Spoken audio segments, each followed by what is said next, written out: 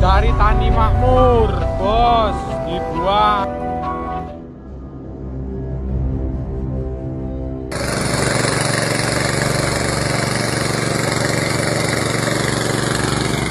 Oh, 5 ton dibuang, Mas. Berapa yuk didol? Mumet. Terus ngene iki bayar petani piye iki? Pemirsa, DPR mengkritik keras rencana pemerintah yang membuka peluang impor 2 juta sapi perah. Kebijakan pemblokiran rekening terhadap UD Pramono yang muncul di tengah wacana impor justru memicu ketidakpastian dan memperburuk situasi peternak lokal. Pemirsa, ribuan peternak sapi perah di Boyolali dan Klaten merana setelah rekening milik badan usaha seorang warga diblokir kantor pajak. Pemilik badan usaha terkejut saat ditagih tunggakan pajak miliaran rupiah. Para pengusaha lokal gulung tikar, susu impor merajalela. Assalamualaikum warahmatullahi wabarakatuh. Sobat RJ semuanya, bayangkan kalau suatu hari kamu cek rekening, tiba-tiba rekeningnya diblokir, atau tiba-tiba muncul tagihan pajak yang tidak disangka-sangka. Nah, itu kisah Pak Pramono, yaitu seorang pengusaha susu yang saat ini telah berusia 67 tahun. Hidupnya sederhana, rutin bayar pajak puluhan juta rupiah, tapi tiba-tiba dikejutkan dengan tagihan pajak sebesar 2 miliar rupiah. Padahal dia kabarnya adalah salah satu dari sekian juta orang yang dalam pemilu kemarin juga nyoblos pasangan Prabowo Gibran. Kasus Pramono dari 10 juta rupiah ke 2 miliar rupiah. Pak Pramono yang punya usaha penampungan susu di Boyolali setiap tahunnya selalu rutin bayar pajak, yaitu sekitar 10 juta rupiah, yaitu antara tahun 2015 hingga tahun 2017. Di sini dia begitu sangat taat sama yang namanya pajak. Bahkan dirinya selalu datang langsung ke kantor pajak, meskipun cuma lulusan SD. Tapi tiba-tiba pada tahun 2021, Pak Pramono kaget karena dirinya mendapat surat tagihan pajak dari KPP Pratama Solo yang isinya sangat begitu mengejutkan. Kantor pajak ngecek ke pembukuan saya itu ya, ke laptop itu. Nah, akhirnya dicari-cari, akhirnya saya dipanggil kena 2M. 2M itu perasaan saya itu enggak bener ya, tapi gojek itu. Apa itu artinya berjanda lah. Berjanda. Jadi setelah itu pulang. Pulang kembali lagi ya tetap dikenakan seperti itu, atau saya lupa. Kembali lagi dikenakan 671 ya. Lah saya enggak sanggup. Kalau enggak sanggup nantinya disita. Iya, dia ditagih pajak sebesar 2 miliar rupiah. Di sini Pak Pramono langsung bingung. Dari mana ini angka 2 miliar rupiah tersebut?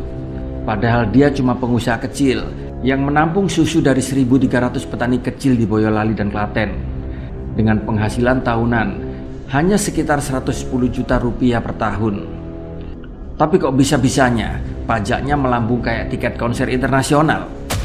Nah, yang bikin geleng-geleng kepala lagi, ketika Pak Pramono protes, tagihan tersebut pun oleh pihak pajak lalu direvisi menjadi 670 juta rupiah. Tapi di sini tetap saja bagi Pak Pramono yang pendapatannya pas-pasan tersebut, uang sebesar 670 juta rupiah tersebut bukanlah jumlah yang sedikit, dan jumlah itu tak mungkin dapat dia bayar.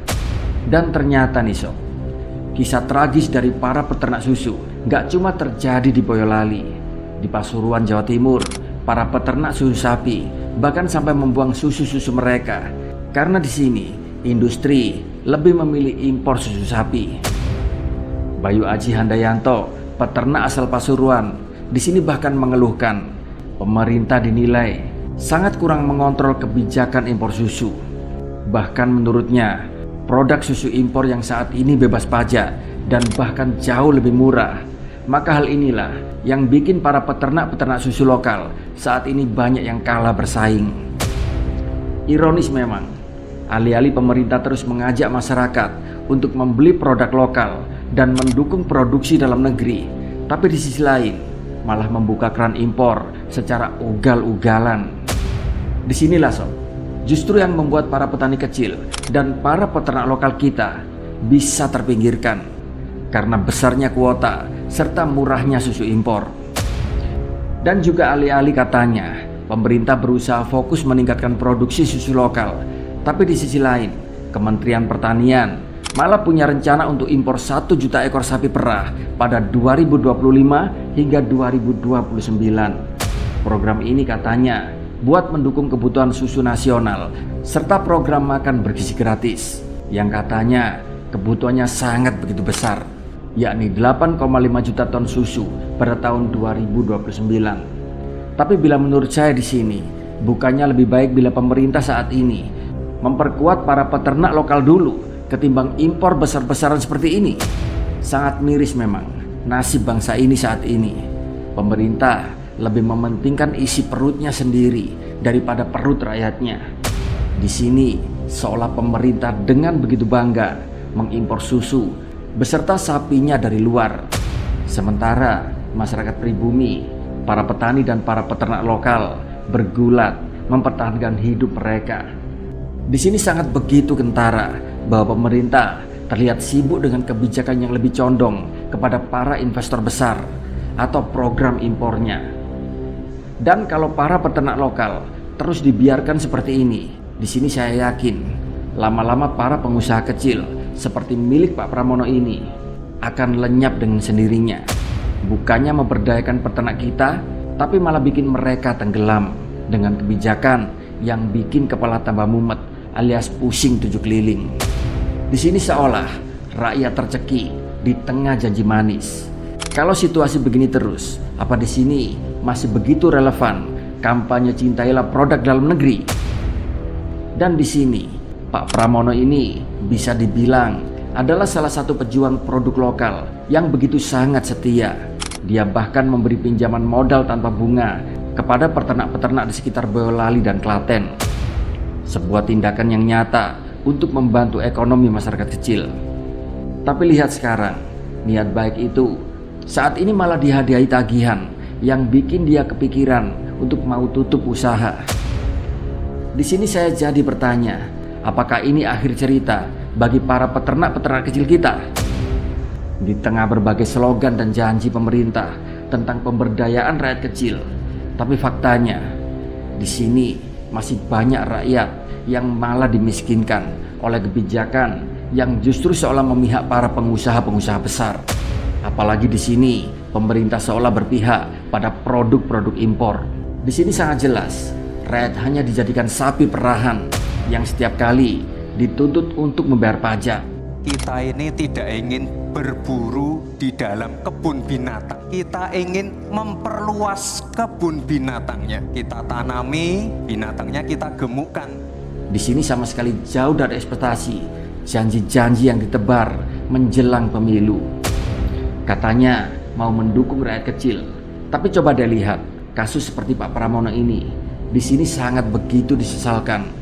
Program-program besar yang disusun dengan anggaran fantastis malah seolah menyingkirkan para pelaku-pelaku usaha kecil. Apa ini yang namanya pemerintah sebagai pengayom rakyatnya? Apalagi contoh dari kasus Pak Pramono ini adalah salah satu dari sekian pengusaha kecil yang telah setia membayar pajak.